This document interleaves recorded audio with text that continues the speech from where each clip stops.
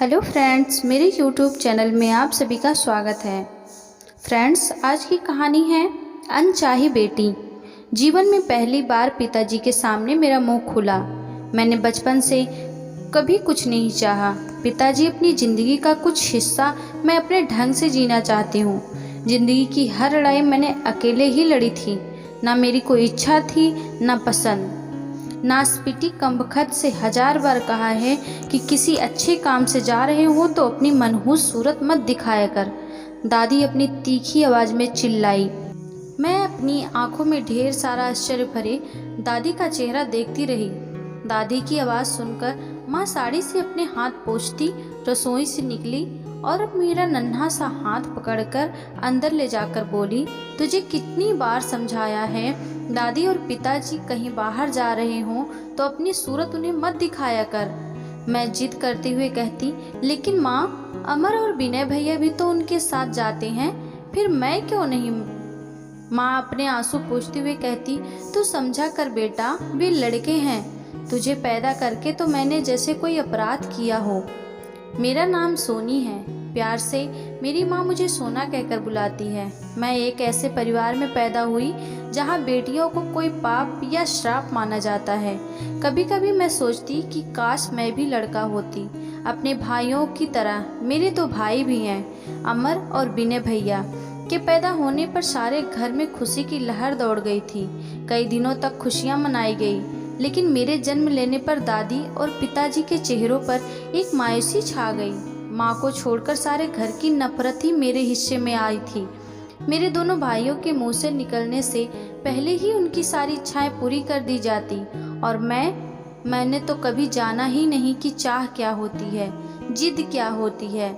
ना अच्छे कपड़ों में, ना खिलौनों में। आज भी जब बाजार में कोई शोरूम में कोई सुंदर गुड़िया या कोई सुंदर फ्रॉक देखती तो बचपन फिर से जी उठता है।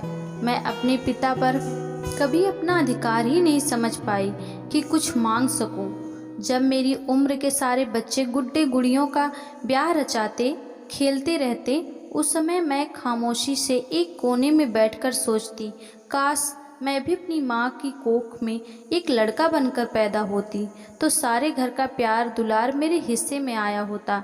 अगर उस समय भी सोनोग्राफी जैसे टेस्ट हुए होते तो मेरे पिता ने भी डॉक्टरों की मदद से मुझे गर्भ में ही मार दिया होता। यही सब सोचकर जिंदगी बिना मंजिल की राहों पर आगे बढ़ती रही। सबसे बड़ा बवाल तो मेरी पढ़ाई को लेकर खड़ा हुआ। पिताजी का दबदबा सारे घर में था, उनके सामने कोई मुंह नहीं खोल सकता था। मेरे एडमिशन की बात सुनते ही वे भड़क उठे। कोई ज़रूरत नहीं है स्कूल जाने की, घर का कामकाज सीखो। तुम्हें कौन सी नौकरी करनी है, दूसरे के घर का चूल्हा ही तो फूकना है। अमर और विनय तो मेरे 2 फल देने वाले पेड़ों की तरह हैं। इन पर पैसा खर्च करूँगा तो बड़े होकर इनमें फल लगेंगे। माँ ने बात संभालते हुए धीरे से कहा, ठीक है जी, लड़की की इच्छा है तो किसी सरकारी स्कूल में डाल दो, भाइयों की किताबों से पढ़ लिया करेगी। तब पिताजी ने बेमन से हामी भर ही दिया। जब फर्स्ट डिवीज़न में पास होने पर मैं अपना रिपोर्ट कार्ड लेकर उत्साह से भरी हुई पिताजी के पास जाती हूँ तो वे बुझी सी आवाज़ में कहते हैं, अच्छा पास हो गई तू। मेरा सारा उत्साह साबुन के झाग की तरह बैठ जाता। अमर और विनय भैया पढ़ाई में मेरा मुकाबला कभी नहीं कर पाए। शादी ब्याह की बात को लेकर भी पिताजी की इच्छा ही सबसे ऊपर था। वो गांव के ठाकुर के बिना पढ़े लिखे लड़के से मेरी शादी करना चाहते थे। उनका विरोध घर में कोई नहीं कर सकता था। माँ ने एक दिन हिम्मत करके डरते हुए कहा, मैं सोच रही थी जी कि इस लड़के से सोना का ब्याह ना किया जाए। शहर का कोई पढ़ा लिखा लड़का देखकर सोना का ब्याह करे तो। यह सुनकर पिताजी बिगड़ते हुए बोले, तुम्हारा दिमाग तो ठीक है अमर की माँ, लड़के आजकल मिलते कहाँ हैं। देखा भला लड़का, जमीन जायदाद है, लड़की रानी बनकर रहेगी। पढ़ाई लिखाई में आजकल रखा ही क्या है। आजकल पढ़ लिख कर नौकरी मिलती किसे है, और क्या किसी कलेक्टर से ब्याह करेगी। लेकिन मैं भी अपनी जिद पर अड़ी रही। जीवन में पहली बार पिताजी के सामने मेरा मुंह खुला। मैंने बचपन से कभी कुछ नहीं चाहा पिताजी। अपनी ज़िंदगी का कुछ हिस्सा मैं अपने ढंग से जीना चाहती हूँ। ज़िंदगी की हर लड़ाई मैंने अकेले ही लड़ी थी। ना मेरी कोई इच्छा थी, नापसंद। मैंने बचपन से ही ये बात अपने मन में अच्छी तरह बैठा ली थी कि मेरी इच्छाएं तभी जन्म लेगी जब मैं खुद उन्हें पूरा करने लायक बनूंगी। मैं भी अपने पिता से और बच्चों की तरह जिद कर सकती थी, लेकिन मुझे बचपन से ही यह एहसास कराया गया था कि मैं अनचाही हूँ, मेरी किसी की आवश्यकता नहीं है। देखते ही देखते समय कब करवट बदल ली पता नहीं चला। मुझे शहर के एक कॉलेज में लेक्चरशिप मिल गई। मेरे दोनों भाई अभी भी बेरोजगार ही थे। गांव की ज़मीन बेचकर शहर में दोनों ने बिजनेस शुरू कर दिया था। पिताजी की नाराज़गी की वजह से मैं साल में 1-2 बार ही घर जा पाती थी। उस दौरान भी वे खींचे खींचे से रहते।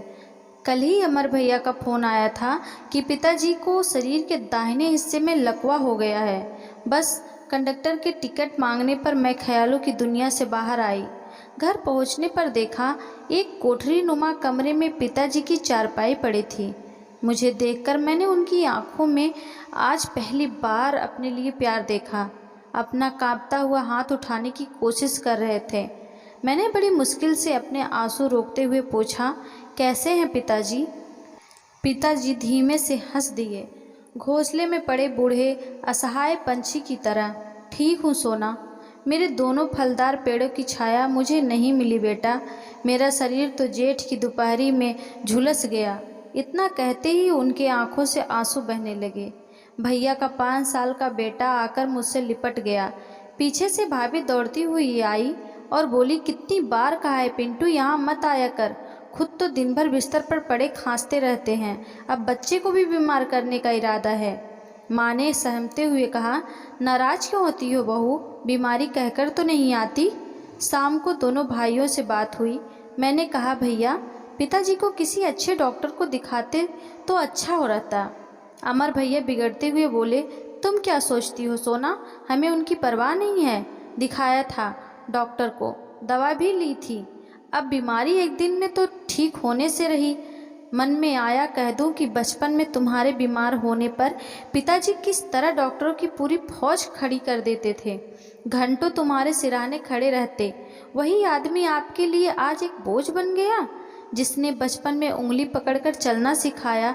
रात को माँ पिताजी के कमरे में ही मैंने अपना बिस्तर लगवा लिया था। रात में माँ की दम तोड़ने वाली खांसी कलेजे में फांस बनकर चुभने लगती।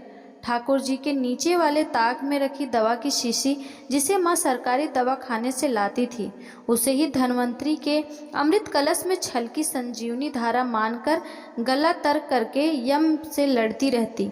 धीमे प्रकाश की टिमटिमाते बल्ब की रोशनी में माँ को ठीक से कुछ दिखाई न देता। रात में पिताजी को दवा पानी देना होता तो माँ अंधेरे में उड़लते हुए बड़बड़ाती, इन मरी आँखों से अब तो कुछ दिखाई भी नहीं देता। इतना पैसा आ रहा है लेकिन ये नहीं होता कि बल्ब ही लगवा दे। एक निर्णय लेते हुए सुबह मैंने भैया से कहा, भैया मेरी इच्छा है कि मैं माँ बाबूजी को अपने साथ ले जाऊँ, लेकिन सोना लोग क्या कहेंगे, बेटों के होते हुए भी माँ बेटी के यहाँ पड़े हैं। मैंने कहा, लेकिन भैया लोगों के कहने के डर से मैं अपने माता पिता को मरने के लिए तो नहीं छोड़ सकती। चलते समय भैया ने कहा, पिताजी ठीक होने पर चले आना। पिताजी ने कहा, हाँ तुम दोनों तो मेरे अच्छे समय के साथ ही हो बेटा। आज उसी के हाथ मुझे सहारा देने की उठ रहे हैं जिसके हाथों को मैंने हमेशा झिड़क दिया। मेरे कंधे पर हाथ रख पिताजी धीरे धीरे चल रहे थे।